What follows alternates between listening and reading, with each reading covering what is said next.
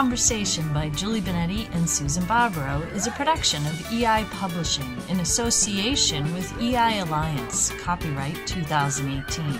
Visit eipublishing.com for more.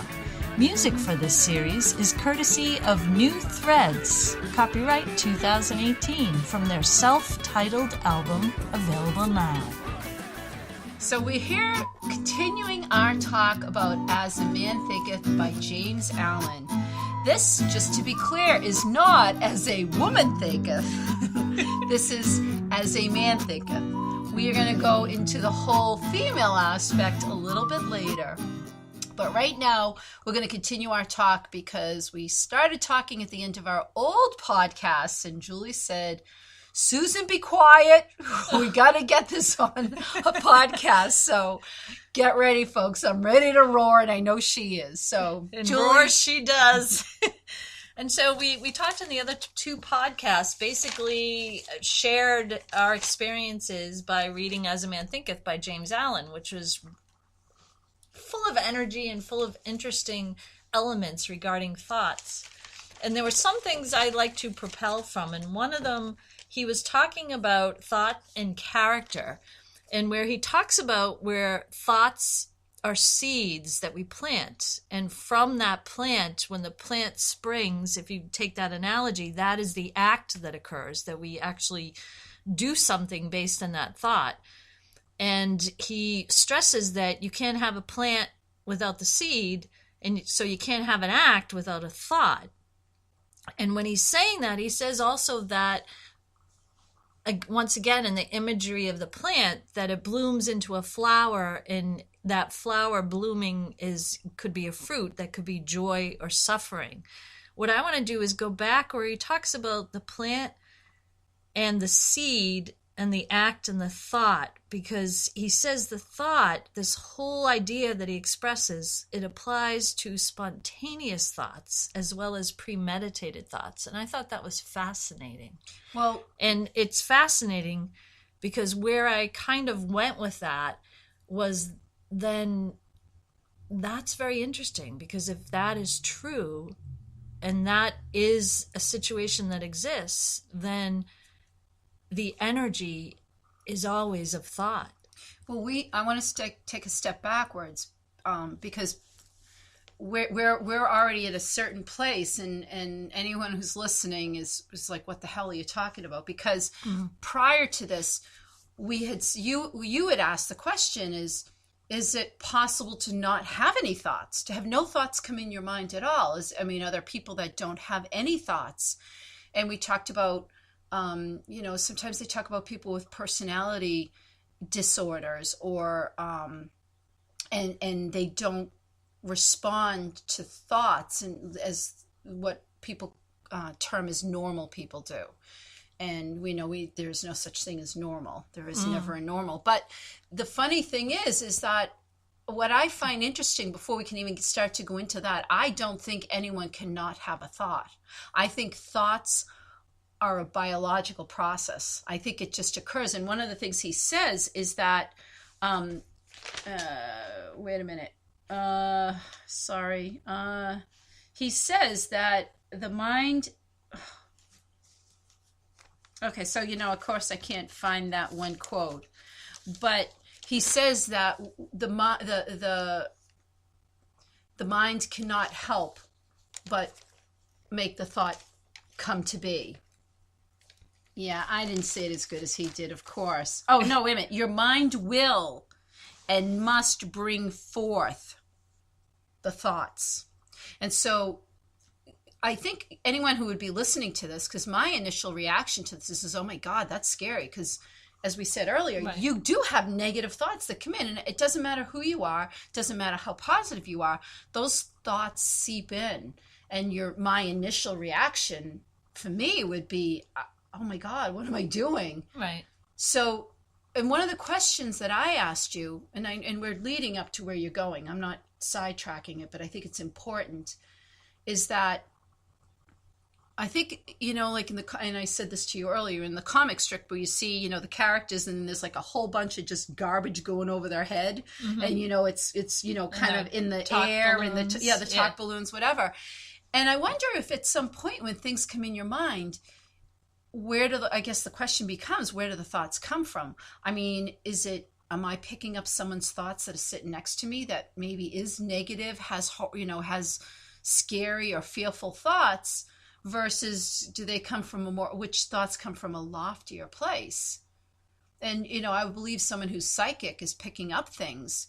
And at what point are you picking up something that someone else is thinking? And when are you picking up something that is coming from your higher self? And so it's funny, at that time that I kind of suggested, okay, so he says that this applies to the spontaneous as well as the premeditated thoughts.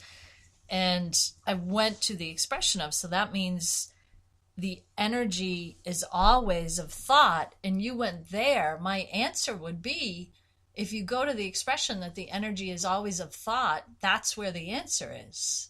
If that's what he's saying, because if there's a whim, if you have a whim, he's actually saying that the whim is still a seed that's planted. So is it you that rejects it? And, saying that, we're all energy. Right. And so when you say that, I'm not disagreeing at all with what you're saying, that the energy of thought. Wait a minute, what did you say? So you said the energy is always of thought. Right. And so where does the energy? I mean, I'm energy. And when you pick up a thought, it is energy, but it could be my thought. That's where I'm going. I'm not disagreeing that it's the, energy becomes thought.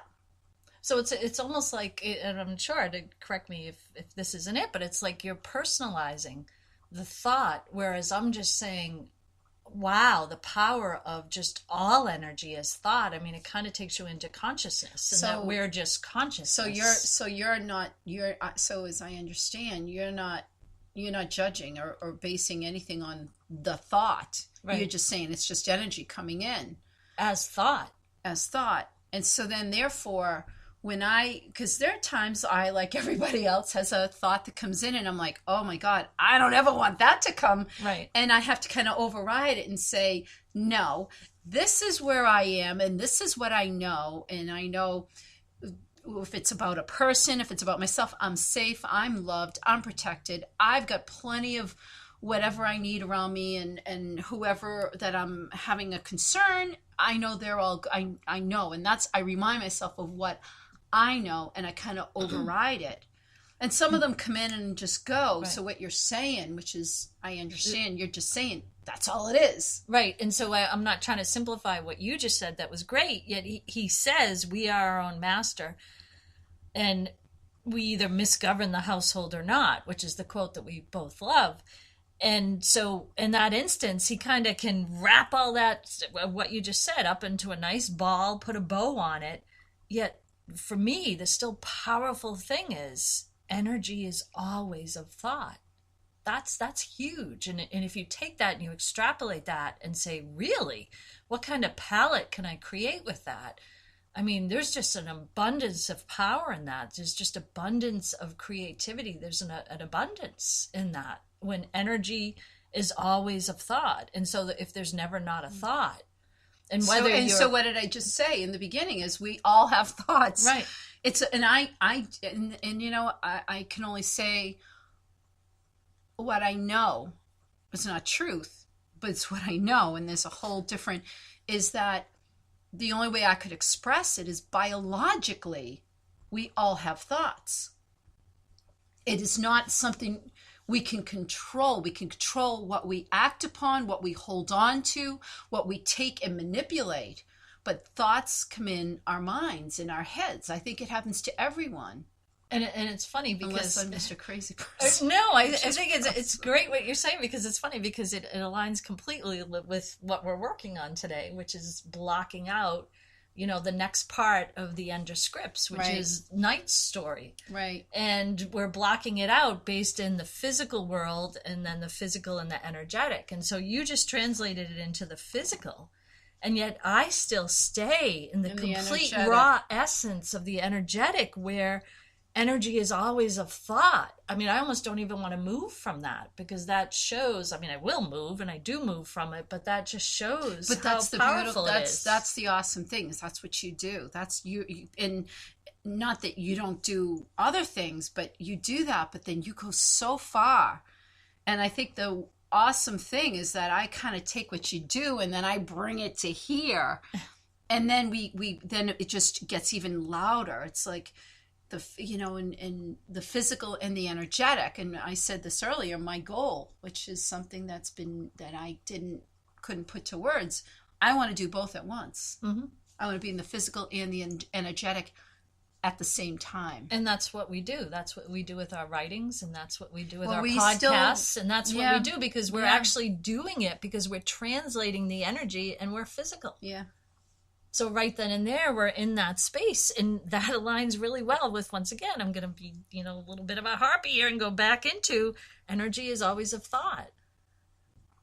And that just leads to an incredible palette of... So then energy leads to thought. And then, like I said, thought comes in your mind, and you decide whether I'm not holding that thought, or this is a good thought. Like I'd like to expand upon this, or any other myriad of suggestion, right? And then with that, either a seed grows. It's like you get a bunch of seeds, right? Someone you go and buy a package of seeds. Some of them you plant them all, and some of them come up, and some of them don't, right? Right. And it's the same thing. So then I'm going to go one step further, which you're probably going to jump on, because I'm going right back to the beginning, where the seed, the thought, which ones that you hold on to. Some of them you throw out, and then others you hold on to, and they become a seed. Right. And now you can go back into your plant. And that's in the practice of us being the master gardener. Right. And so it's what you're deciding to fertilize, what you're deciding to water. But it's interesting, which is new, which I never really put this into words, is thoughts come up. Many times thoughts come in your mind, and you think they're your thoughts. And you judge them, and you challenge them or not, and you beat yourself up. Right. Because I have these horrible thoughts. Well, what if they're just thoughts, and you know something? Maybe this is a permission.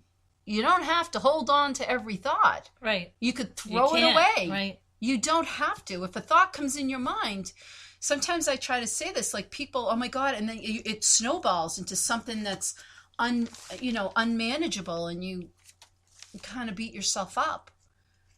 It's okay to say, yeah, that thought's not going to work for me, and just and literally override it and goodbye. And and that's something else, like I said, that he says that you don't really hear that, because and I go back to The Secret, because I just like, ugh. And they say, think happy thoughts. Well, that's not an easy thing to do without hearing the stuff that we're talking about. And this is why we do these podcasts, because it's helped us. And then I'm like, wait a second. Other people need to hear this. And we talk to people and they hear it. They're like, no one's ever said that. And so we're here to share it. I'm not here to discuss, I'm open to things that someone might say, this and whatever. Well, it's a conversation, right? That's exactly what this is. This isn't a lecture. This isn't anything like that. We had that conversation earlier, is that we're learning, and again, this is when we go back and forth. Sometimes it's like kind of quiet, or there's what people would call dead air. We're not coming in as an expert. We're kind of, this is what we've seen. This is what we've done. Oh, and then we have the conversation, and we're both learning as we go. That's why, the vocabulary, and sometimes we stumble on our words or on our thoughts, because this is a conversation. And, nobody tells you that. No one says that those thoughts that come in are okay, because that's energy. And you know what? Let's face it. If you're in a situation with a whole slew of people who are fearful or grieving or in any other what we'd consider a negative emotion, right, of course thoughts are going to come in. Of course, you can't control that, because those thoughts are so overwhelming in the energy of your presence. Mm-hmm. They're going to pop in, but that doesn't mean you're required to do anything with them. Right. And that's where it's great, where you just go back to where he says you're the master gardener and you decide what to tend. But nobody says that. Yeah. No one has said that I'm aware of. It's always like you have to fight the thought. No, all you have to say is, wow, no thank you. It's like someone, I picture it as like someone coming over a buffet. Here's a tray. Would you like this hors d'oeuvre? And you could say, yeah, no thank you. And they just walk away. Right. Maybe someone else wants that hors d'oeuvre. Right. You don't have to entertain it, and you can also decline it in that sense. Right. So that's an interesting way of looking at energy, as you're saying, and then it becomes a seed. I mean, so how else I have to believe that that's even, like I said, with psychic, sometimes when you're talking with people and you know things. Right. How do you know it? Things. How do you know? And that's why it's funny. So then what we're saying, I'm sorry, but I'm debunking the whole psychic world. We all are psychic. Right. Because it's there. It's whether or not you just open and you say, what am I feeling? What am I sensing? It's the start of it. After a while, that's boring to me. Like, it's boring picking up what everyone else is feeling or sensing. It's like, well, okay, that's okay if it's for you to do something with it. But I mean, right, it also doesn't help you. And I mean, why do you need to process all that? You don't. So certainly you can be intuitive for yourself to help take care of yourself, for self-care. And in James Allen's book, he also, I'm going to go to this chapter again because it was great and it's short. It's like a page and a half on thought and purpose. And he says that thoughts, they become, they ally fearlessly to your purpose. And that's your choice. They ally fearlessly to your purpose. And that becomes a creative force. And when you know and accept this, you become higher and stronger than the thoughts and sensations. And that's fascinating, because not only do you get to move from this thought that allies with your purpose, yet then you get to move and become higher and stronger in those sensations, in those vibrations, higher than thought. And he says that it's because we are conscious, and we are the intelligent wielder of our mental powers. And so then, therefore, that's wonderful. Yet, if you're not aware of that and you don't have awareness, then what are the thoughts that you're rising above? Right. I mean, what thoughts are you riding is how I'm looking at what waves you're picking up, and I'm going to ride this wave in. If you're not aware, or you think that you have no choice, and I think that's the other. Yeah. Well, I think it's the knowing that there is a choice. Exactly. And nowhere has anyone said that. Everyone makes it sound like, whatever. I'm not going down that road anymore. I've commented ad nauseum on my thoughts. Well, that's funny. Is that a pun? And he talks about in one of the chapters, thought factor and achievement. And this is a wonderful quote. He says, "As we think, so we are. As we continue to think, so we remain." Yep. And yeah. And he says too, and just to refortify what you just expressed, we are limited by the thoughts we choose. Thank you. If you can't control your thoughts, you can't control your affairs, and you have to adapt to serious responsibilities. And so when I think about living this life and purpose, my thought is really, our purpose is really to be who we are, to find those seeds within us that are deep within us, that came with us here as part of our own creation, which has nothing to do, well, no, let me not say that. The seeds within us to find who we are and to move in that space. That's really the only work that's worthwhile in this lifetime. And if you're in that space, you can look back on everything that's occurred. And it's all, and we said this before in a podcast, everything is in your past got you to where you are right now. And that's not a mistake. That's the thing. The other thing is, I saw a post somewhere about young kids saying, oh my God, I'm 20 something and I haven't done this, and this. I feel like a failure. And I'm like, holy Toledo, wait a minute. You're where you are because it's where you're supposed to be. It's exactly where you're supposed to be. So when you look back on how you got here, You look at it from an empowerment. It's where it got you here. And now you move forward. You continue to move forward. Those who keep looking back, it's pulls you out of it. Right. And you get stuck in the past, and you get stuck in time. And who wants to be stuck in time? It's like being stuck in Back traffic. in the future. Yeah, stuck in traffic. Exactly. But I think it's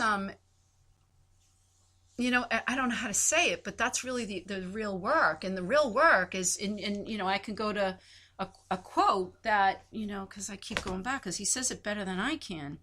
You know, he says, when you start to think with purpose, you only recognize failure as one of the paths to attainment. And who make all conditions, and the people who do that make all conditions, all, A-L-L, if you can't understand my Boston accent, all conditions serve them. Which means every single thing that has occurred to you and every single thing that will occur is all meant to help you find those seeds within you and become who you are meant to be. And if you become a victim and you live in the victim mentality, you'll never achieve that, because you'll always be looking for somebody to fix you. Right. And that's a big part of this too, is you are the master of your thoughts, of your domain. Nobody else can. And even what we're doing is not giving you answers. It's simply supporting you that you're not a mistake, and what you've done has not been a mistake, and where you've been is not. Right. It's all led you to where you are today to help you move forward. Right. There's my lecture. Where's my wine? And that's a great way to kind of package it all together. And I kept on wanting to say in this, and I didn't want to interrupt you, is that, you know, when you even take into contemplation the seed and what a seed is, the seed has all it needs to create the plant. Yep. And so he's relating the thoughts as seeds, and it's all in there. I mean, we were talking about TV dinners last night, the old days of TV dinners, where you're like, you way back when, and you had the little brownie, and you would cook it in the oven, there, and it's all there, and that's all you needed for a meal, with your entree, your appetizer, your dessert, your vegetable, whatever. Of course, they've modified them nowadays, but, you know, it was all there, and it's the same thing with the seed. And then if you go to, I mean, that's just so incredibly beautiful. If you go to that, all came from the thought, and that all came from the energy. I mean, what do you really need to do but just act on it and let yourself grow and bloom and be who you are. Right. That's really, it's so funny. That's what all our stuff is about. All our writing and everything is like, stop listening to everybody else, stop searching for a guru, and just start listening to yourself and trusting yourself and moving with it. And the one thing he says is to, you know, then you decide what you're going to move with. And you know what's funny about that? It's like, you don't need our permission to do that. No. And nobody needs anybody's permission to do that. You know, what is it? It's okay. It's okay to do that. And to even kind of get to that vibration of it's okay to do that, I mean, there's a thought right there for you. Right. That's a huge seed. So is there anything else in there that you needed to discuss? Because Julie, we turn this off and then she says, oh, one more thing. And that's like some amazing stuff comes out. And we're like, wow, we should have shared that. Well, I think for now, this is good, and it's been really fun hanging out with James Allen. So give a shout out to him, because that's how we work. Take the book and read it. As a Man Thinketh. Yeah, it's very short. You can find it online for free. Yes, for free. All right, enjoy. Thanks for joining us. This has been a production of EI Publishing in association with EI Alliance. Listen to other episodes and visit eipublishing.com to find more energized podcasts and books. Find New Threads' self-titled album, New Threads, on iTunes, Spotify, Bandcamp, or at newthreads.us. Thank you for listening.